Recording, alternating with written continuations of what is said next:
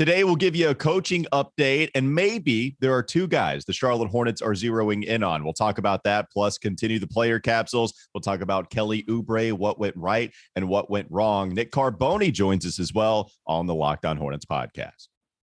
Locked On Hornets, part of the Locked On Podcast Network, your team every day. In a minute, cuz we live.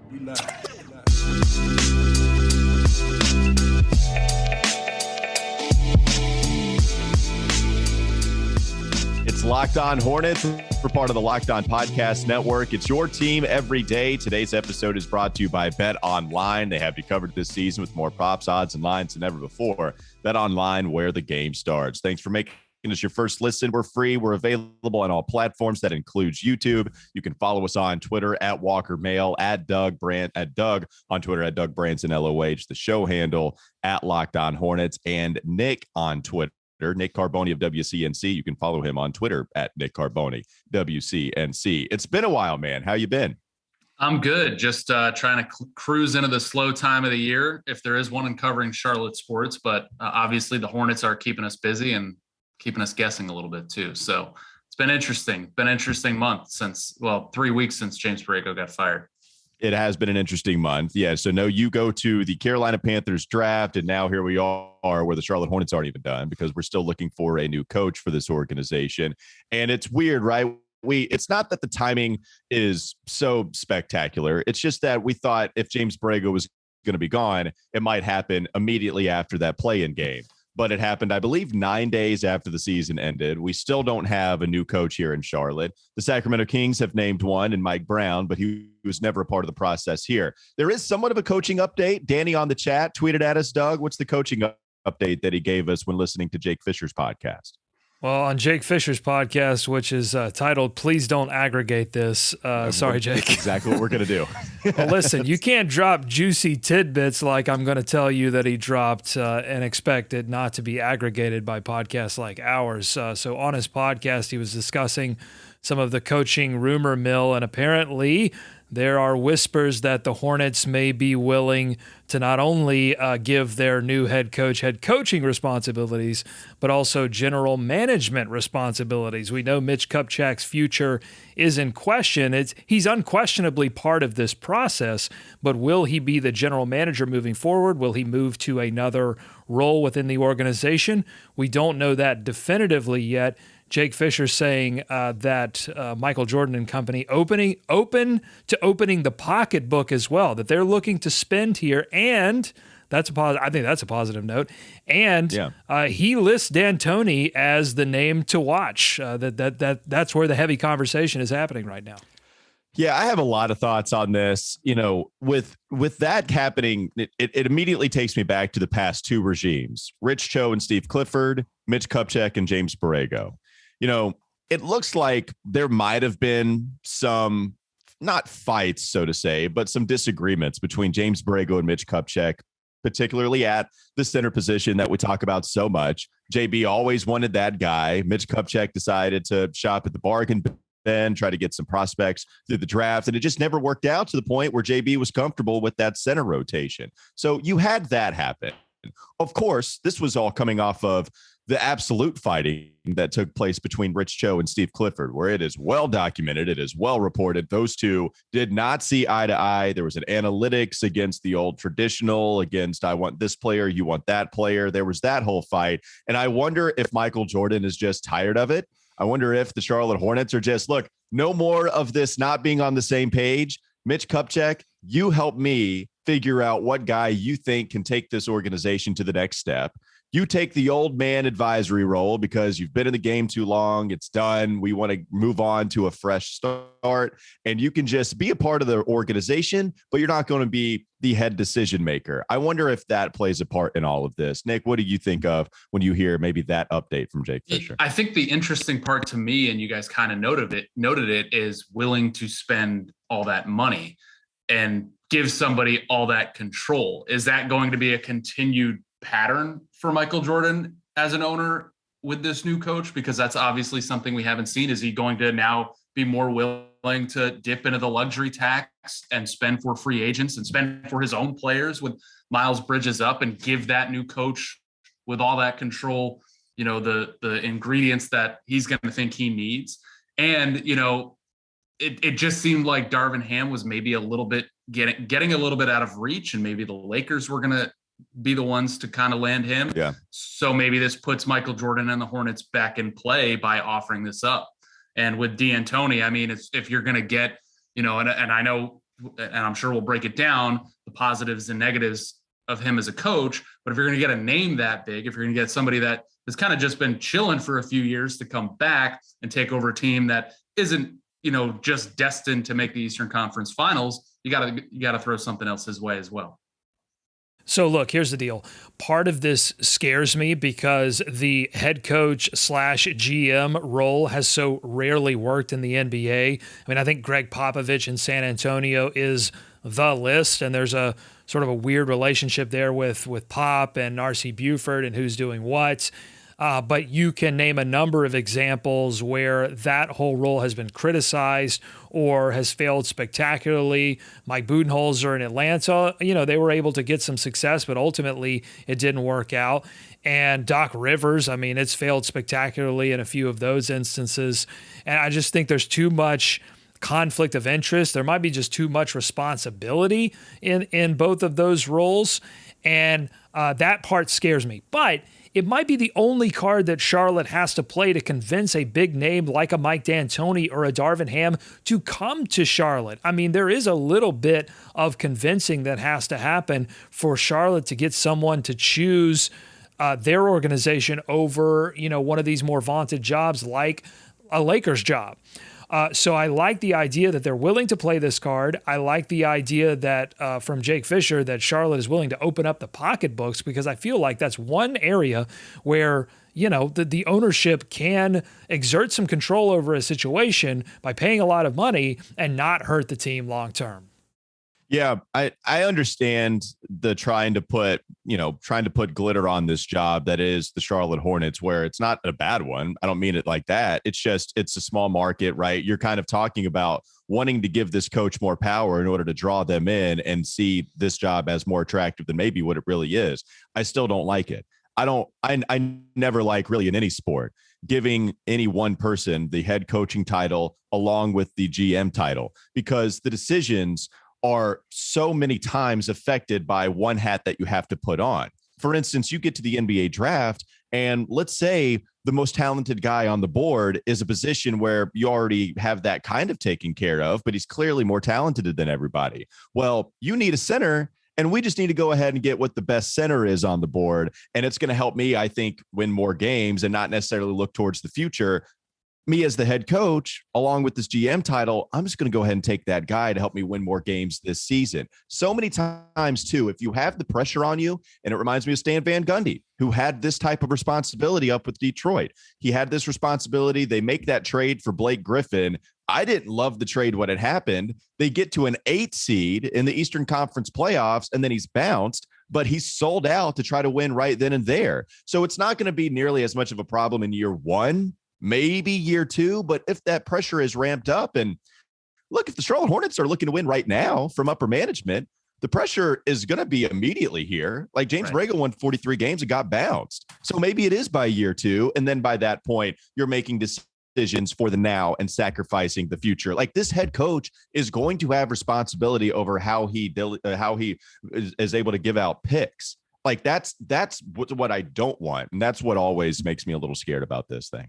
Yeah, I mean, kicking it down to 800 South Mint Street here in Charlotte, it hasn't worked there over the first 2 years of Matt Rule's regime, and you already see them kind of tailoring that back and giving more responsibility to the actual general manager that they hired. But from a basketball standpoint, I'll build off Walker with what you just said. The responsibilities in year one for this incoming head coach, the tasks at hand are pretty tall. I mean, get to the playoffs, no doubt, year one, and build a situation in which LaMelo Ball can thrive as a superstar in this league and carry this franchise forward. So you're right. You're almost dancing two dances at once, trying to win right now, get to the playoffs right now, but also make sure you make noise in the playoffs and get to a contending level team in the next 2 or 3 years.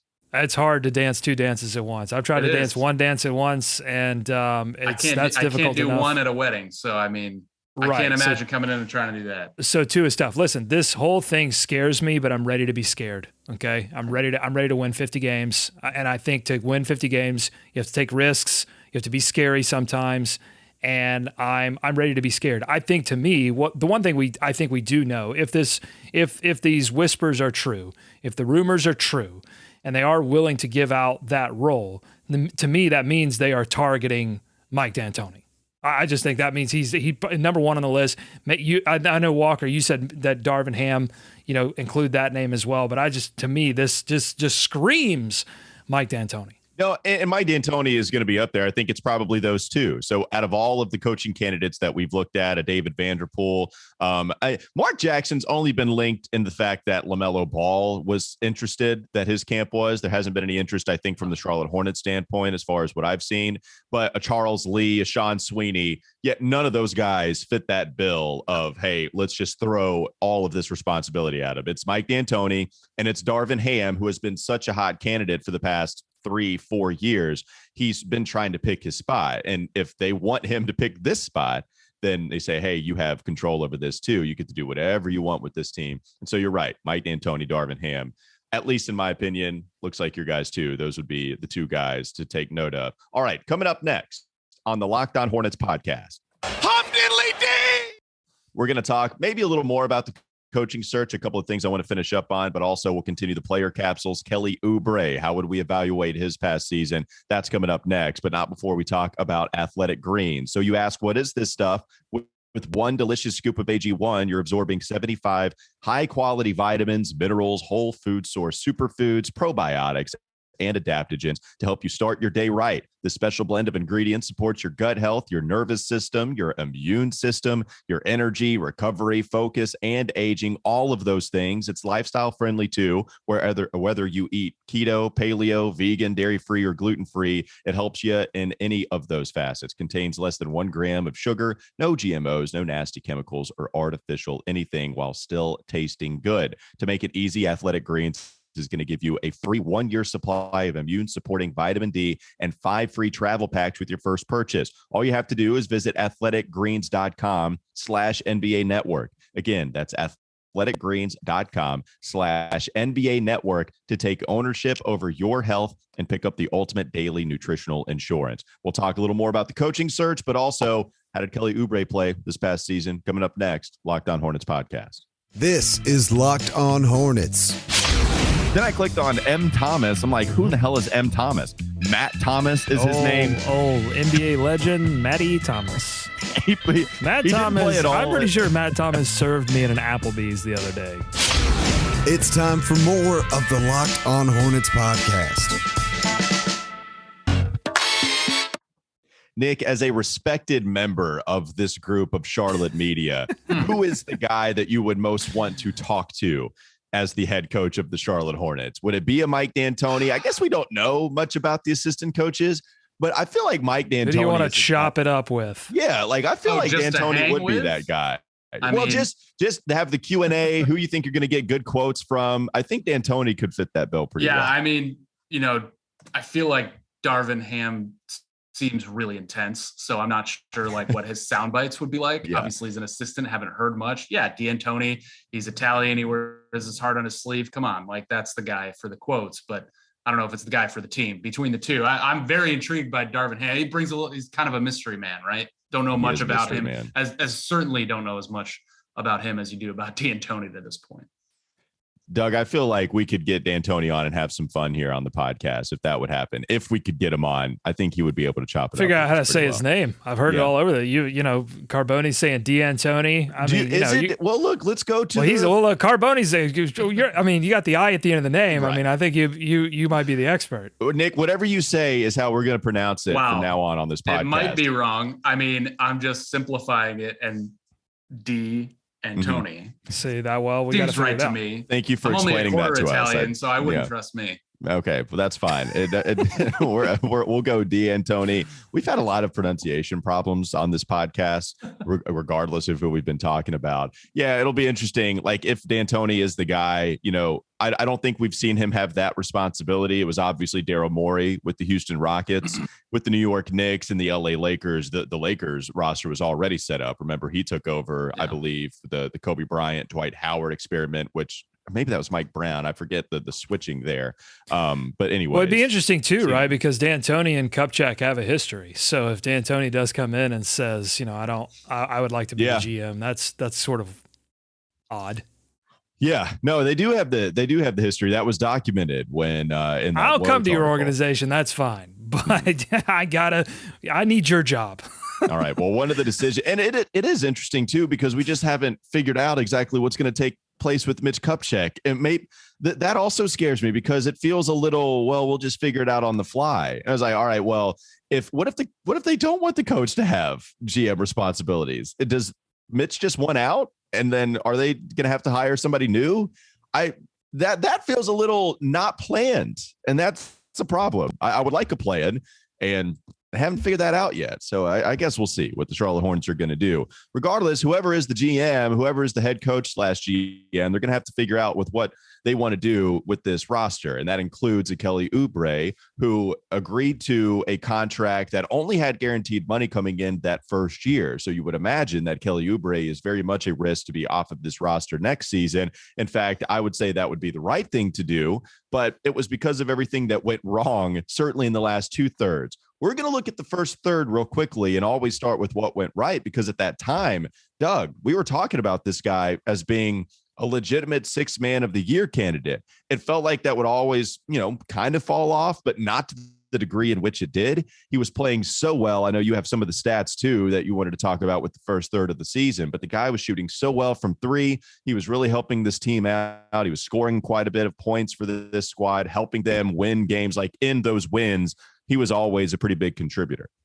Yeah, I mean, a quick look at the game log will, show you his impact. He was a regular 20-point scorer, multiple three-pointers per game.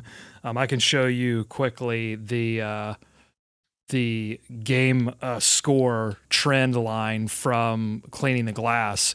And you can see this giant hill here where his game score, his impact on the game, it's a stat that combines a lot of different factors in the box score essentially to measure a player's impact. And it skyrockets around mid-February and then just dives off towards the beginning of the year, and then is below both his season average and positional average by the end of the year. So, I mean, it's just clear that first third of the season, he was in contention easily for 6th man of the year with, I think, Tyler Hero. It was like him and Hero together. And now, that's completely gone away. What'd you make of Kelly's season, Nick? I'm not even sure streaky is the right word for it because of kind of what Doug just said. I mean, he had that blip where he was like 6th man of the year candidate. This guy was such a good pickup. Comes in, just scores in bunches, shoots threes in bunches, goes 7 for 13, 6 for 10, 6 for 13 from outside. And then in the back half of the season, like your fancy chart there shows, I mean, it was like a quick feast, and then it was famine for almost the rest of the year. And when a team like the Hornets is counting on somebody to come off the bench, and obviously had to start there for a while too, and he's just not producing, that was a big part of why this team struggled so much for the better part of almost 2 months. And that's really what put them behind the 8 ball, got them the 10 seed in the play-in, and the rest is history. I think a lot of it had to do with, and it's not the only factor, but I thought it was a big factor that Kelly Oubre was just not finding the shots or making the shots that he was in that stretch that you showed there. He wasn't a garbage time player either, right? Like no.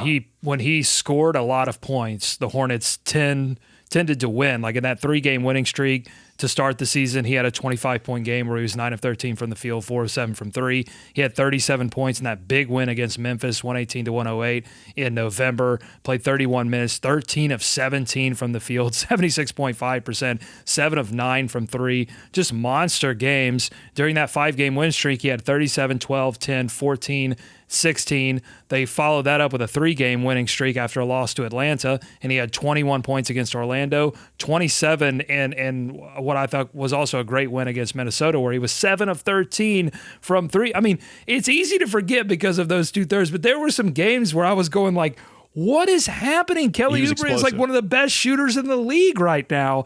This is insane. And he was also, this is something that was easy to forget too, because his 3-point percentage actually rebounded towards the end of the year, but he stopped having a big impact anywhere else on the game.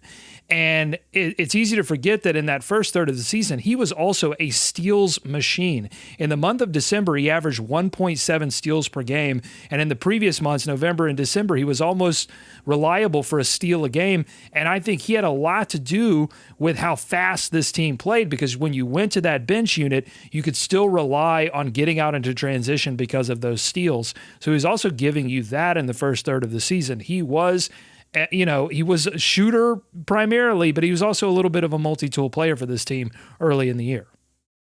When he was playing well, yeah, like the defense for me, I would still put that as an overall negative, but he did have some steals. And there would be times that, like you mentioned, Doug, where he would buy in, he would grab a steal, and then they would get out and transition. But that was what was so frustrating, is that was nowhere near consistent. I mean, in fact, that was an outlier in my opinion, whenever he would show up and actually, get in a defensive stance and, rotate, make the right decisions. There were so many times, even when he was playing well offensively, where I would try to, I'd pause the game, I'd look back at a play, and there would just be this miscommunication on some kind of switch where Kelly was a part of it. It was always Kelly and player X somewhere. And that was always a huge problem. But we talk about the 3-point shot being a really good thing for Kelly, at least early on.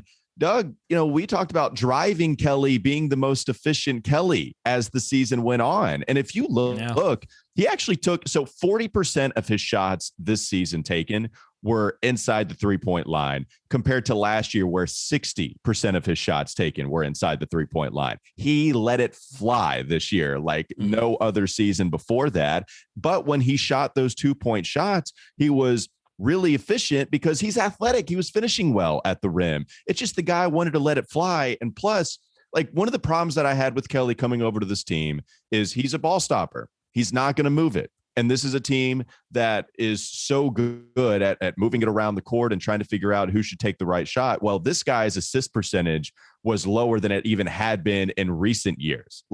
On this team that was among the best at moving the basketball, Kelly was just an outright ball stopper. I'm going to shoot it as soon as I get it. And that's what was maddening. There were some great offensive games early on, but Nick, do you feel like there's a spot for him on this team next year? Is this something you want to pursue, or is it time to just say, hey, appreciate that third of the season you gave us? It's probably time for us to move on. Yeah, I think it's the latter. He didn't come in and do over the course of a whole season what he was really brought here to do, and that was to produce consistently off the bench. His numbers, I think you just mentioned, were actually up year to year.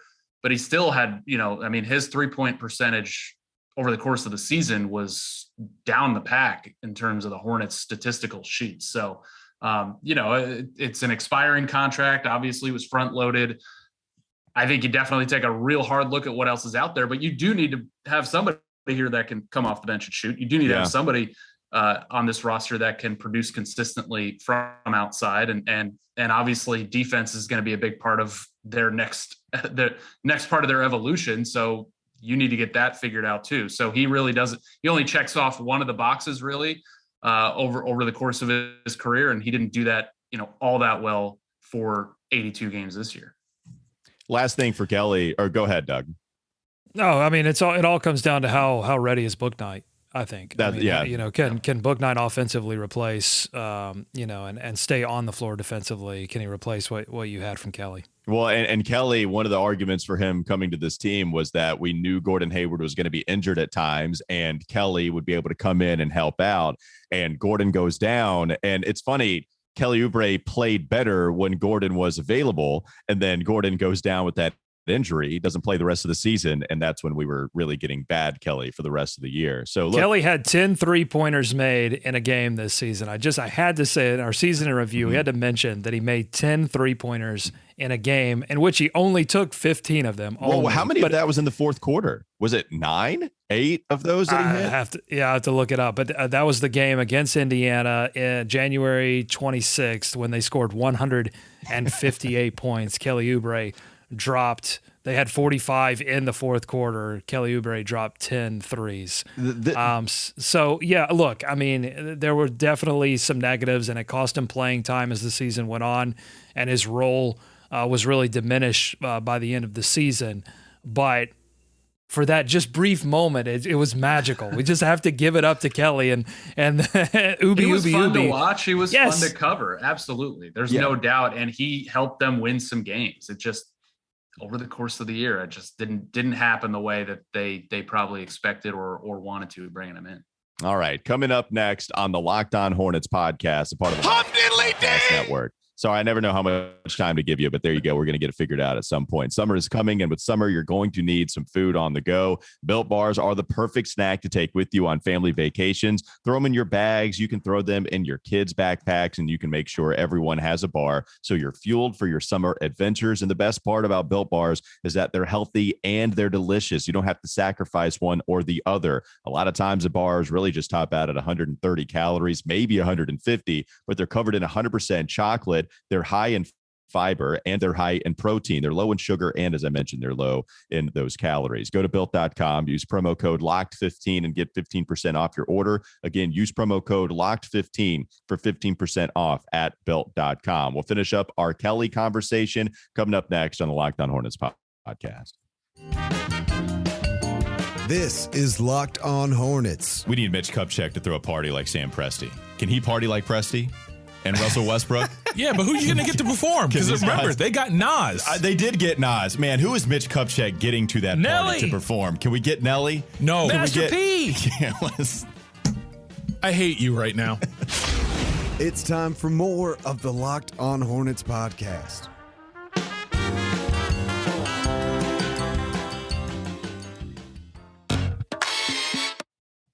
You know, as we led into the last segment, I was asking Nick who would be the most fun coach to cover. Mike D'Antoni, probably that guy.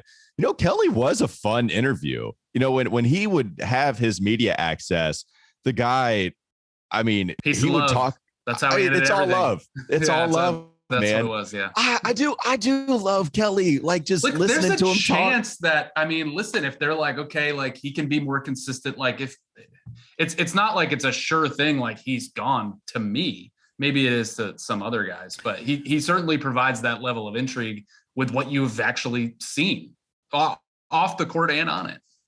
The problem is he clearly, and this is a similar situation that they faced with Montrezl Harrell. Both players gave them great contributions off the bench, but neither player is satisfied with coming off the bench. That's right. You know, so both of them want to start. When he got here, it was like, hey, are you comfortable coming off the bench? Well, clearly that should have been the case and was the case for the majority of the season. Yeah, and you know, so often, you know, people wonder why certain players are journeymen, and I think a lot of times it's because of their desire to start and their frustration with not being able to do so, and so that ends up, you know, meaning that they move from organization to organization, waiting on that opportunity for, you know, an injury or some kind of situation that inserts them into the starting lineup, and they stay there, and that, you know. Kelly did get a couple of opportunities, but nothing stuck. Well, and here's my problem too with those wishes from Kelly. And I remember this from the interview that he had with Rod Boone. He kind of talked about wanting to stay in the game longer to get a rhythm. I've had my problems with James Borrego and his short leash pulling players when there was some foul trouble or not, like they'd miss a shot, they'd miss a defensive assignment, and he'd immediately pull them. Right? We know the mad scientist way of James Borrego. He gave Kelly Oubre a lot of opportunities, especially defensively, especially at the beginning of the season. The guy still averaged 26 minutes per game, and a lot of the heavy lifting is done by that first third that we keep talking about, but he had a ton of opportunities. And so when Kelly says, I need to be in the game to try to get this rhythm, okay, that may be true for every player in the NBA. But I'm sorry, there are consequences to you missing a million shots and continuing to take them.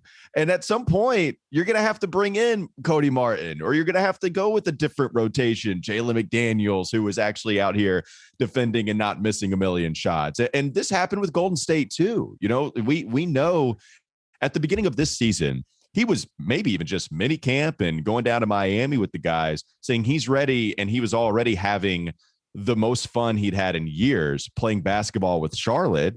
And I think that might have come out to be true at the end of the season. I don't know. But at the same time, we know that he wanted to have a better role. He wanted to be in the game longer. And it's like, dude, this is warranted to at least to some degree.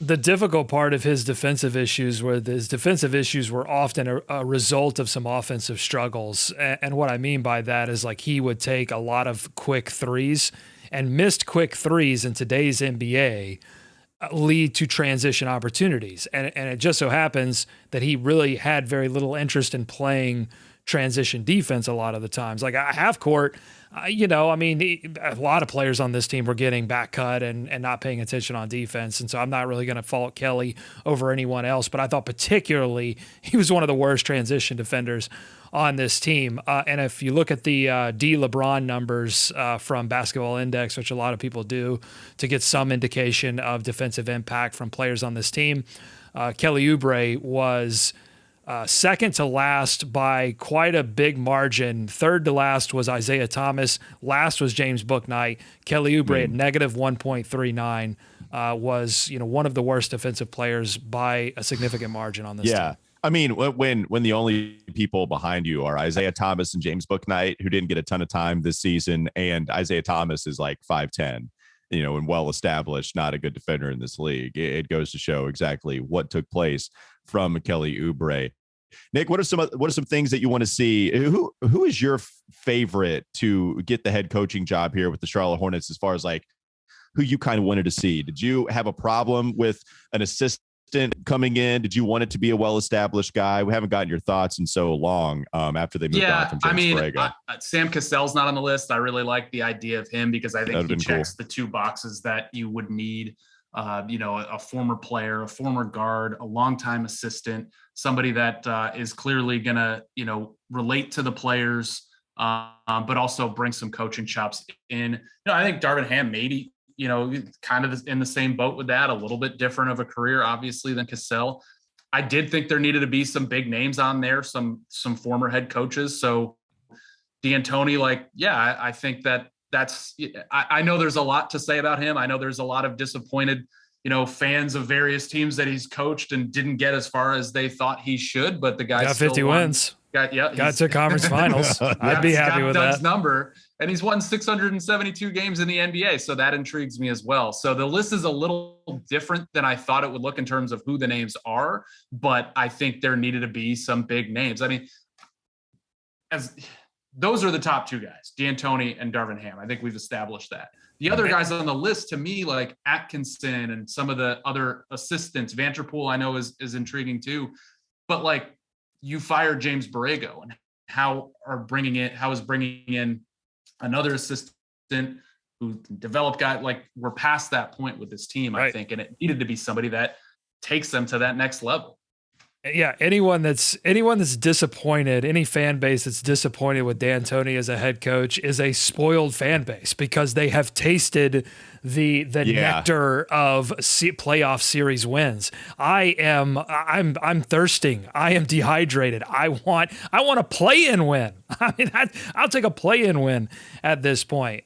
So yeah, here's the thing. I don't even think the head coaching role is the most important role. I've been watching these playoffs. Clearly, the Charlotte Hornets need to forget about head coach. They got to go out there and find a DJ Khaled, right? I mean, they need to find somebody who can sit behind the bench, give a little massage to the head coach, and get everybody fired up in the arena. Who is going to be Charlotte's DJ Khaled? That's what I want to know. Well, I mean, we know the baby is over at the Spectrum Center very Let's frequently. go. Maybe he could be that. What are his guy. massage skills like? I don't know.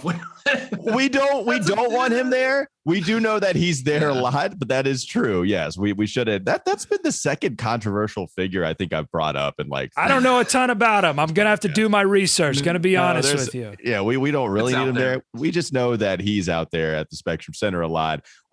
Master P though, we just heard that, and maybe he could be the guy. You've already brought that up. I don't know. Yeah, Massage P. Maybe we could call him that. Ooh. I don't know. I mean, if J. Cole wants to come to our games, That's I think true. that would be an acceptable celebrity fan in the building. I think that would be extremely acceptable. Hey, there's one coaching name we haven't mentioned that was barely mentioned right at the beginning of this process. I don't think we've mentioned it one time on this show.